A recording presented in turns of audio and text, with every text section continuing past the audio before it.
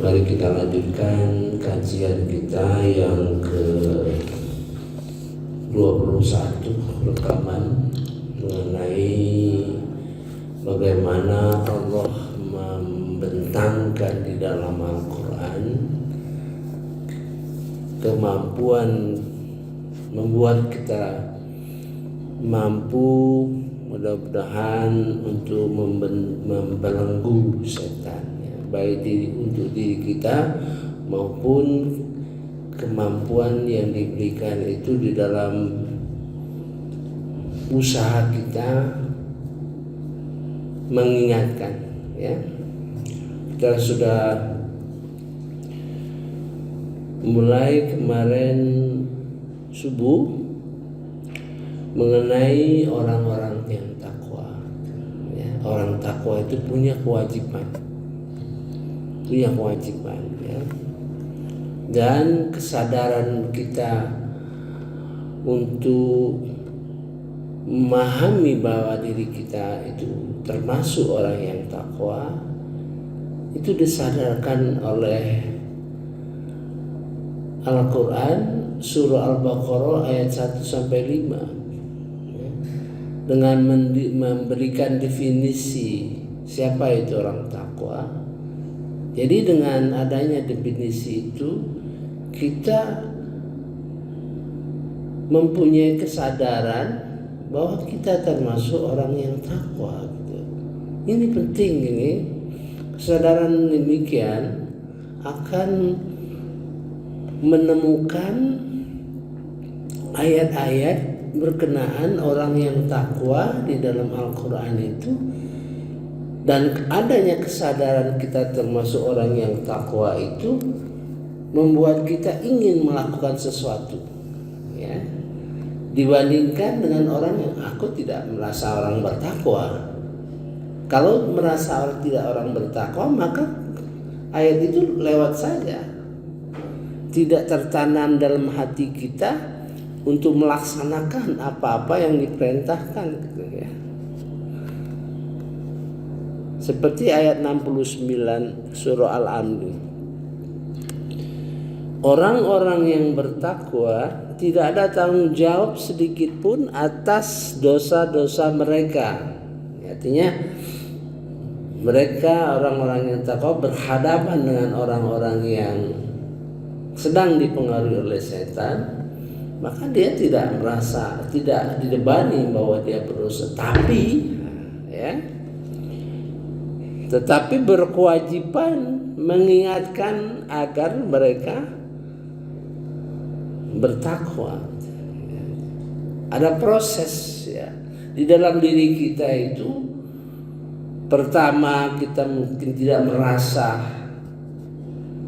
orang yang bertakwa, bisa saja, ya. Kemudian dengan mengetahui definisi yang diberikan oleh Allah Subhanahu wa Ta'ala itu membuat kita sadar bahwa kita ini termasuk orang yang takwa. Apa orang yang bertakwa itu? Di dalam surah Al-Baqarah, percaya kepada Allah, percaya kepada yang gaib, ya, melakukan sholat, infak, membaca Quran, memahami Quran, percaya pada hari akhirat. Nah, kita tes, berani enggak, ya, subuh ini kita meninggalkan sholat? Berani tidak kita tidak berjamaah kalau tidak ada halangan di masjid? Itu menunjukkan kita percaya kepada Allah, percaya kepada hari akhirat, dan kita termasuk orang yang takwa. Berinfak, baca Quran.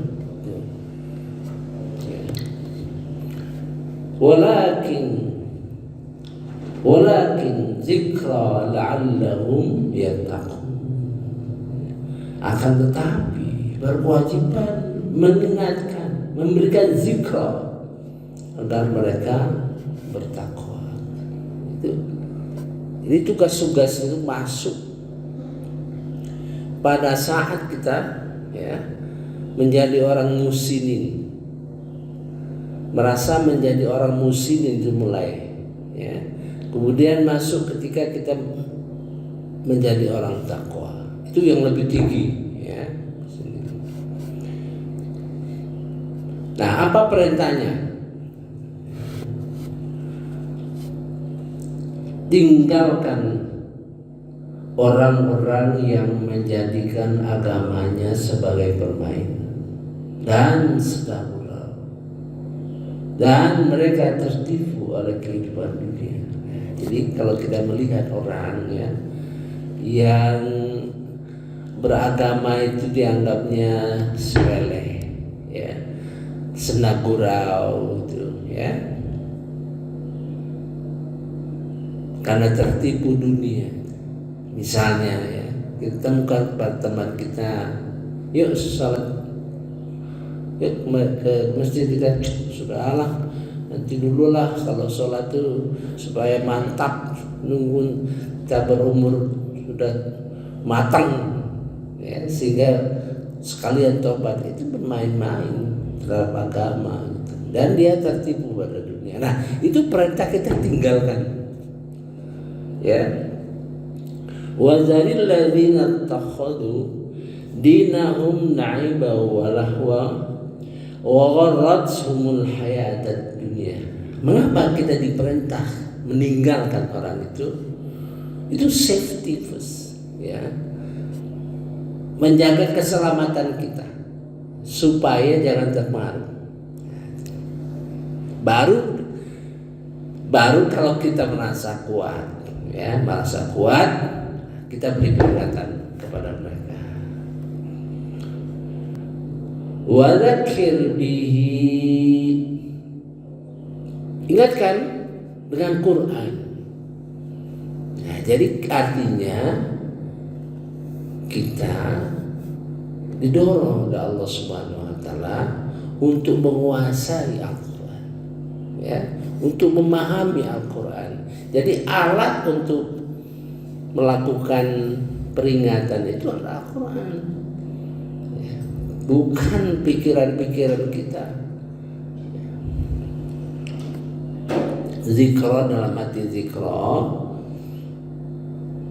perintah-perintah itu kita pahami, ya, kemudian kita laksanakan dan kita sampaikan, walaupun mungkin ayatnya tidak hafal. Ayatnya itu tidak hafal, yang penting zikronya. Maka saya jelaskan, hafal ayat-ayat Al-Quran itu supaya kita menjaga, memelihara apa yang kita pahami. Makanya saya temukan di dalam Al-Quran ini, ya, ada 4 tingkat di dalam memahami Al-Quran itu, berkenaan dengan pergaulan kita dalam Al-Quran. Pertama, Quranan, baca saja, ya, baca berdasarkan hukum-hukum tajwid, ya, makhraj huruf bagus, mungkin juga irama-irama, ya, supaya enak didengar. Itu Quranan. Lebih lanjut, tilawatan, ya, baca Quran sambil memahami artinya. Kemudian membaca Quran sehingga menjadi nur, ya, nur, menjadi hidayah kita, ya, untuk memahami lebih lanjut. Nah, kemudian ruhan untuk dilaksanakan. Sebaiknya pakai contoh, ya. Kalau nggak pakai contoh kita biasanya kurang memahami. Misalnya ayat kedua saja. A'udzubillahi minasyaitonirrajim. Bismillahirrahmanirrahim. Alif lam mim. Dzalikal kitabu la raiba fihi hudal lil muttaqin. Nah, yang pertama kita baca dengan baik tajwidnya, ya kan, dengan irama dikit-dikit. Itu namanya Quran. Kemudian kalau kita mengerti, paham artinya, oh dzalikal kitabuna, itulah kitab. Ya, Al-Quran maksudnya kitab yang tidak ada keraguan lagi, ya, bagi petunjuk orang yang mutakin. Kita paham, oh artinya Quran ini merupakan petunjuk orang yang mutakin.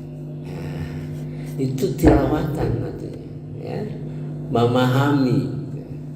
Lebih lanjut, ya, itu ruhan namanya. Lebih lanjut, oh kalau kita sampai berpikir, ya, ayat ini sampai kita menjadi perenungan kita, ya.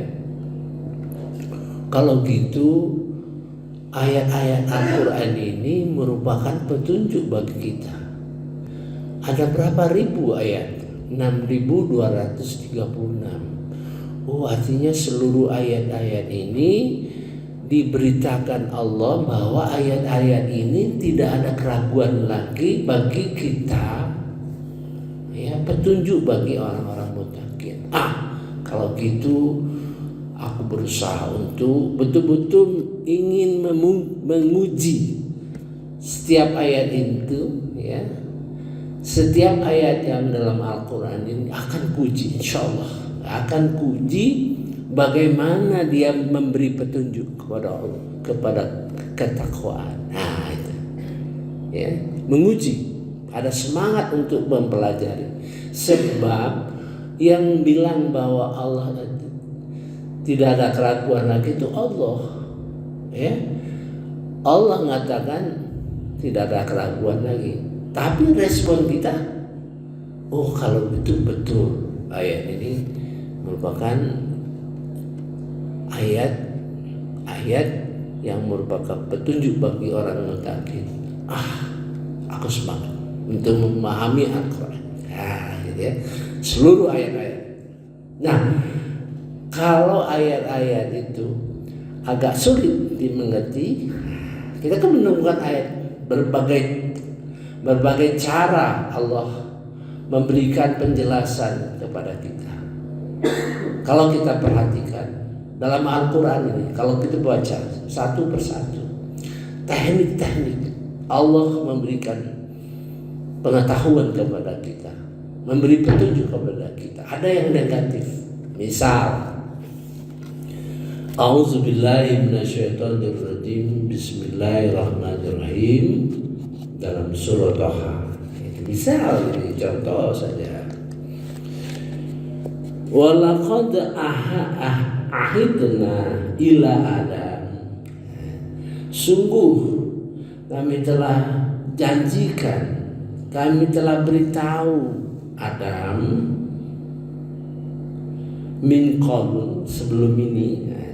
Tapi ya, fanasia, lupa. Nabi Adam itu lupa orangnya gitu. Walam najid lahu azma, dan tidak kami temukan semangat di dalam dirinya.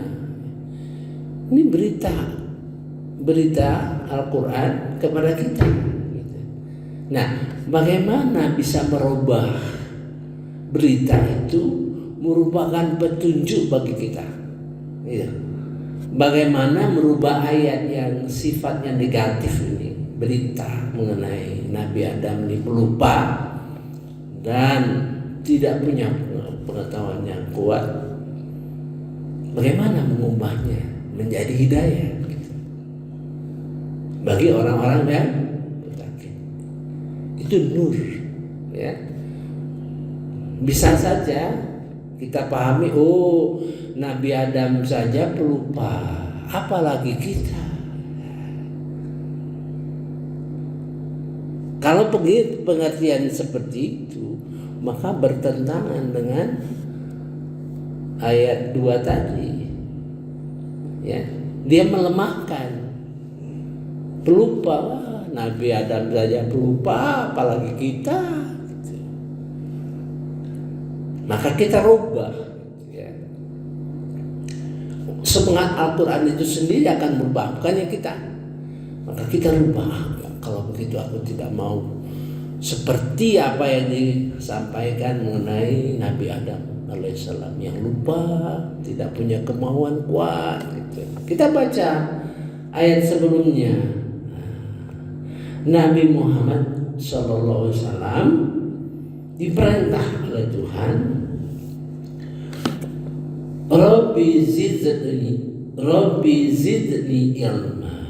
Ya Allah, ya Tuhan kami, ya Tuhanku, tambahkan ilmu kepadaku. Oh, kalau begitu kita harus belajar. Ada di dalam hadis, Rabbi zidni ilma warzuqni fahma. Tambahkan ilmu padaku dan anugerahkan kepahaman. Oh, artinya kita minta kepada Allah untuk ilmu, ya. Dengan ilmu kita belajar. Oh, kalau itu harus belajar. Dan belajar terus menerus tidak akan lupa. Kalau orang yang belajar terus menerus, ya, maka dia tidak akan lupa. Nah, kalau ilmunya semakin dalam, maka ilmu itu akan membentuk semangat kita, ya, karena paham misalnya latar belakangnya, maksud tujuannya, manfaatnya, mudaratnya, ya kan, cara kita ingin mencapainya, maka pengetahuan yang semakin utuh dan kokoh itu akan menguatkan semangat kita. Oh, begitu. Nah, demikian ayat-ayat tersebut jadi petunjuk bagi kita. Semua ayat-ayat kita olah, kita pikir, kita renungin sehingga menjadi hidayah, menjadi ruh, nur. Nah, baru semangat untuk melakukan itu ruh. Dan menurut Sayyidina Ali, ilmu yang tinggi itu dihasilkan dari tafakur. Ilmu yang tinggi itu dihasilkan dari perenungan. Menurut Sayyidina Ali, ya. Mudah-mudahan kita semakin berilmu, semakin memahami Quran, semakin menguatkan diri kita bersemangat untuk paham dengan Al-Quran, ya. Nah, mari saya kira sampai di sini kita lanjutkan sedikit, ya.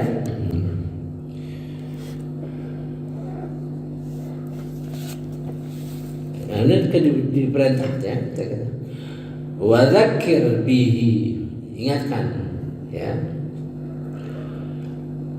agar antub sala nafsum bima kasabat, agar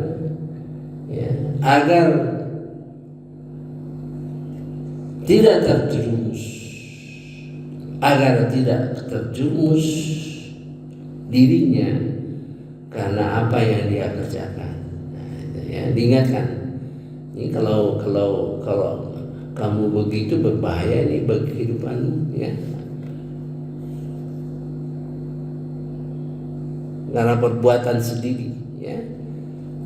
Setiap orang tidak terjerumus. Maksudnya begitu kita memahami kemudian mencintai sahabat kita itu, ya, kita berikan peringatan agar selamat dia, gitu, ya. Nah, ini dia punya kecenderungan sekarang, istilahnya kecenderungan kepada setan, ya. Ada 4 yang sudah kita bahas. 1, pikiran dibolak-balik oleh setan. 2, kecenderungan kepada setan. 3, kelemahan jiwa. 4, sudah dikuasai setan. Nah, itu kita insya Allah bisa membaca dengan ilmu Al-Quran ini, kita bisa membaca, ya, gelagat-gelagat orang, ya. Nah, kalau misalnya pikirannya dibulak-balik oleh setan, biasanya kalau kita berikan sanggahan, berikan pandangan, itu ngotot biasanya. Ya, ngotot orangnya, karena pengaruh setan itu besar sekali. Maka menurut Rasulullah ciri-ciri keempat orang munafik itu apabila berdebat dia ngotot. Ya. Oh, berarti tidak menerima, tidak mudah menerima. Padahal semestinya kita menerima. Ya. Kita pikirkan apakah itu benar atau salah atau kurang tepat. Nah, dengan kemampuan mendengar, kemampuan memahami, mudah-mudahan kita bisa memberitahu, ini menurut saya ini yang terbaik. Ya, itulah yang diharapkan Allah Subhanahu wa taala di dalam surah Az-Zumar ayat 18. Ya. Orang yang senang mendengar, ya, senang menerima sambil dia berpikir dan dia mampu mengucapkan hal-hal yang menurut dia terbaik, itulah termasuk ulil albab. Ya.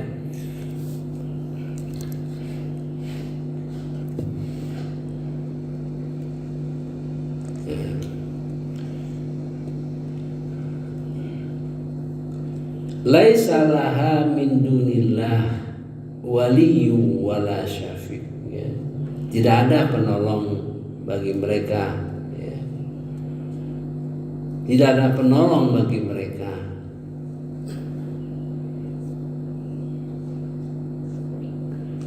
Dalam keadaan yang memberi syafaat, tidak ada penolong bagi pelindung, ya, dan pemberi syafaat, pertolongan sedikit pun, ya, selain Allah. Dan jika dia mau menebus segala macam tebusan apapun, nah ini sebetulnya terkandung makna. Biasanya orang yang bermain-main dengan agama itu biasanya kita lihat adalah orang yang punya kekuasaan, ya. Ada orang yang punya harta, punya anak buah yang banyak, punya pengaruh, ya, yang sering menggoda, ya, seseorang untuk merasa bangga dengan dirinya. Nah, ini pernyataan wa in ta'dil kulla adlin la yu'khadh minha. Ya. Tidak diterima kalau dia ingin menebus kesalahan-kesalahan, ya, dengan hartanya, dengan anaknya dan sebagainya. Ini menunjukkan bahwa yang sering melakukan bermain-main dengan agama sedang kurang. Misalnya, ya, yang ringan saja, yang kita lihat saja. Misalnya pada saat pemilihan ini, ya, yang tadi tidak pernah ke masjid mendatangi masjid, itu sebenarnya bermain-main. Tidak pernah ke masjid dan pernah sholat, ya, datangi masjid, pakai kopiah, pakai apa, itu bermain-main, ya, dianggapnya main-main, ya. Mereka itulah ulaikal ladzina ubsilu, mereka itulah yang dibinasakan, ya, karena perbuatan, ya. Lahum syarabum min hamim, ya.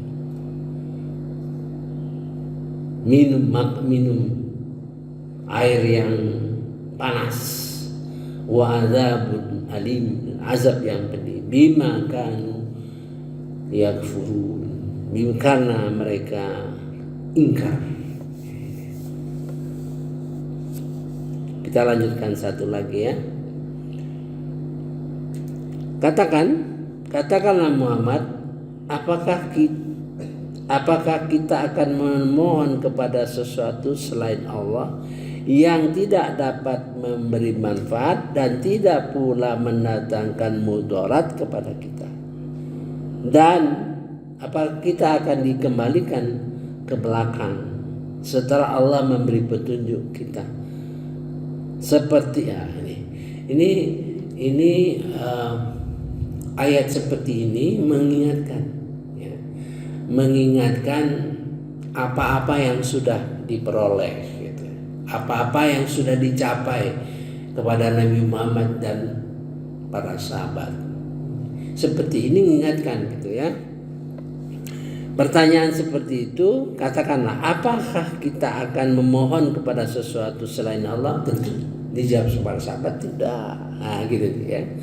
Saya kira cukup dulu ya.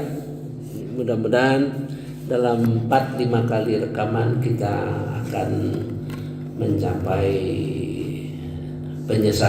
penyelesaian dalam hal bagaimana Allah mengajar kita membelenggu setan, baik bagi diri kita maupun dari segi kewajiban kita. Dengan diberinya pengetahuan, kita bisa mendeteksi orang, ya, apakah orang itu pikirannya dibolak-balik oleh setan, apakah orang itu punya kecenderungan terhadap setan dalam arti bermain-main dengan agama, apakah orang itu mempunyai kelemahan jiwa, ya, misalnya orang yang misalnya sombong akan berlaku, ya, menyombongkan diri, ya. Mudah-mudahan dengan pengetahuan itu kita bisa mendeteksi, oh si A ini begini, ya. Nah, mudah-mudahan kita menemukan caranya untuk mengingatkannya itu, ya. Salah satu yang sudah diajarkan artinya berbuat baik, ya. Kalaupun orang berbuat jahat kepada kita, kita berbuat baik kepada orang tersebut sehingga dia menyadari, mudah-mudahan menjadi teman yang setia. Nah, gitu. Artinya itu Allah sudah memberikan, Quran sudah memberikan salah satu caranya. Mengapa kita bisa memaafkan orang? Mengapa kita bisa memaafkan orang, ya, manusia lainnya? Karena kita paham bahwa perbuatan-perbuatan mereka itu sebenarnya ada setan. Ada setan yang mendorong mereka berbuat demikian. Kita tahu, kita kasihan sebenarnya. Itu latar belakang maka orang yang takwa itu bisa memaafkan orang karena paham bahwa orang itu sedang didekati setan, ya. Subhanakallahumma wa bihamdika asyhadu an la ilaha illa anta astaghfiruka wa atubu ilaik. Wallahu a'lam. Wassalamualaikum warahmatullahi wabarakatuh.